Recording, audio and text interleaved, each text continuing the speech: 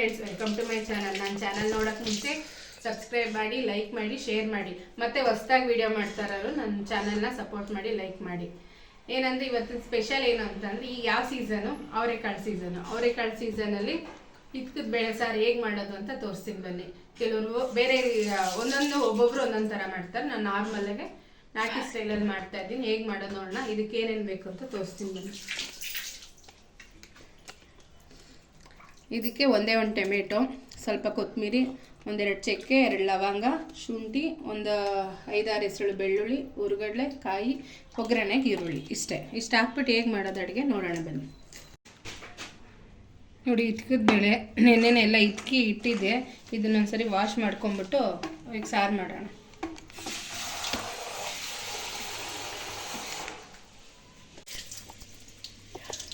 ನೋಡಿ, ನೀಟಾಗಿ ವಾಶ್ ಮಾಡ್ಕೊಳ್ಳಿ.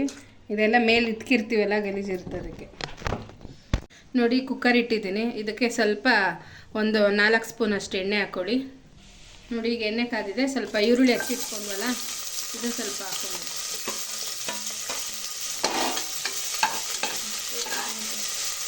ಚೆನ್ನಾಗಿ ಫ್ರೈ ಆಗೋವರೆಗೂ ಚೆನ್ನಾಗೇ ಬಾಡಿಸ್ಕೊಳ್ಳಿ. ಈರುಳ್ಳಿ ಬ್ರೌನ್ ಕಲರ್, ಸ್ವಲ್ಪ ಲೈಟಿಶ್ ಬ್ರೌನ್ ಬರಬೇಕು. ಈಗ ನೋಡಿ, ಇದು ಈರುಳ್ಳಿ ಫ್ರೈ ಆಗಿದೆ. ಈ ಥರ ಫ್ರೈ ಆಗಬೇಕು. ಇದಾದಮೇಲೆ ನಾವೇನು ಕಾಳು ತೊಳೆದಿಟ್ಕೊಂಡಿದ್ವಲ್ಲ, ಇದನ್ನ ಹಾಕೋಣ.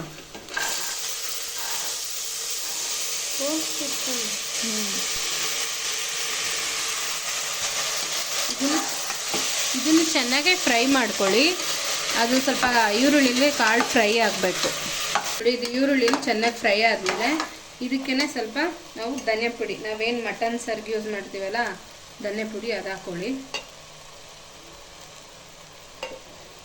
ಏನಂದ್ರೆ ಮಟನ್ ಸಾರು ಥರನೇ ಬರುತ್ತೆ. ಇದಕ್ಕೆ ಕೆಲವರು ಇಕ್ಕದ ಬೇಳೆಯಲ್ಲಿ ಕೈಮಾ ಹಾಕ್ತಾರೆ, ಮತ್ತು ಆಲೂಗೆಡ್ಡೆ, ಬದನೆಕಾಯಿ ಎಲ್ಲ ಹಾಕ್ತಾರೆ.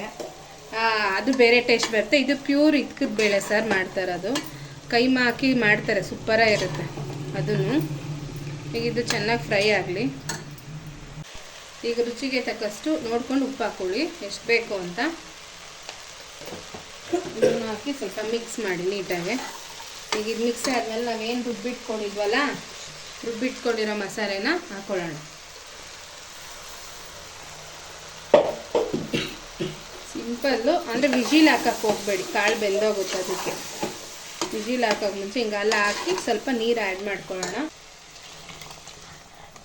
ಸ್ವಲ್ಪ ಹಾಕ್ಕೊಳ್ಳಿ ನೀರು. ಇದರಲ್ಲಿ ಇದು ಚಾಪ್ಸು ಮಾಡ್ಬೋದು, ಇಕ್ಕದ ಬೇಳೆ ಚಾಪ್ಸು ಅಂತ. ಇದು ಮಟನ್ ಸಾರು ಥರ ಚೆನ್ನಾಗಿರುತ್ತೆ, ಟೇಸ್ಟ್ ಮಾತ್ರ. ನೀಟಾಗಿ ಎಲ್ಲ ಮಿಕ್ಸ್ ಮಾಡ್ಕೊಳ್ಳಿ. ರುಚಿ ಬೇಕಾದರೆ ನೋಡ್ಕೊಂಡು ಹಾಕ್ಕೊಳ್ಳಿ.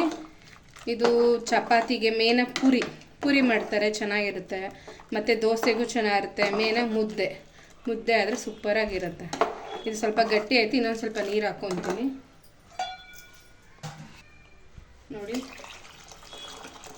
ಅದಕ್ಕೆ ನೀರು ತೆಳ್ಳಗಿರಿ, ನೀಟಾಗಿರುತ್ತೆ ಸಾರು. ಇದು ಏನಂದರೆ ವಿಜಿಲ್ ಬರೋದು ಬೇಡ, ಸುಮ್ಮನೆ ದಮ್ಮ ಹಾಕಿ ಸುಮ್ಮನೆ ಅದು ಕಾಳು ಬೇಯೋವರೆಗೂ. ಇಲ್ಲಾಂದರೆ ಕಾಳುಗಳು ಬಾಯಿಗೆ ಸಿಗೋದಿಲ್ಲ, ಎಲ್ಲ ಬೆಂದೋದ್ರೆ ಚೆನ್ನಾಗಿರಲ್ಲ. ಕಷ್ಟಪಟ್ಟು ಇಟ್ಕಿರ್ತೀವಲ್ವ, ಅದಕ್ಕೆ ಕುದೀಲಿ. ಇದು ಕುದಿ ಬರಲಿ.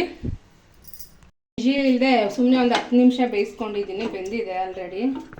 ನೋಡಿ, ಈ ಥರ ಕಾಳು ತುಂಬ ಬೆಂದರೆ ಎಲ್ಲ ಸ್ಮ್ಯಾಶ್ ಆಗಿಬಿಡುತ್ತೆ. ಇದು ನೀಟಾಗಿ ಹಿಂಗೆ ವಿಜಿಲ್ ಹಾಕಿದ್ರೆ ತುಂಬ ಬೆಂದೋಗುತ್ತೆ, ಅದಕ್ಕೆ ವಿಜಿಲ್ ಹಾಕಿಲ್ಲ, ಹಂಗೆ ಬೇಯಿಸ್ಕೊಂಡಿದ್ದೀನಿ. ಇದನ್ನು ಮುದ್ದೆ ಜೊತೆ ಸರ್ವ್ ಮಾಡೋಣ. ಮುದ್ದೆ ರೆಡಿ ಇದೆ. ಇಕ್ಕದ ಬೇಳೆ ಸಾರು ಹಾಕ್ಕೊಂಡು ಮೇಟಿಂಗ್ ಮಾಡೋಣ.